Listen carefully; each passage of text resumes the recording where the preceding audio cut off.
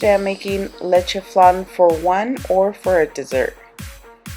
First we're going to start off by making our caramel. We're going to add 2 tablespoons of sugar to a hot pan, and we're going to let that melt until it turns into an amber color. Then it's ready.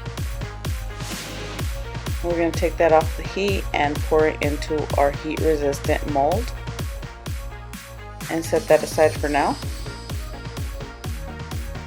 Next we're going to make our flan mixture, which is 2 eggs beaten. We're going to add 2 tablespoons of sugar. Sorry.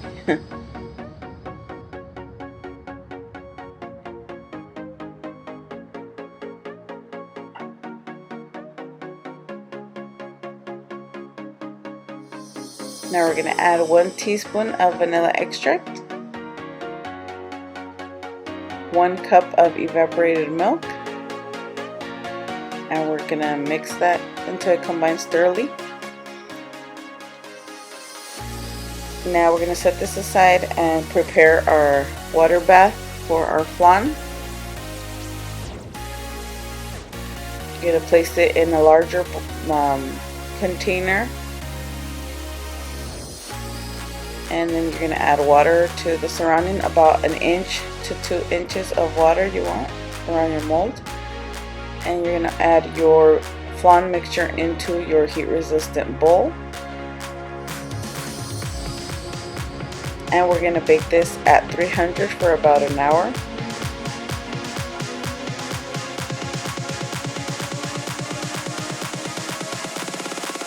Once it's baked, you're going to let it cool down, and then you're going to refrigerate it for at least 4 hours.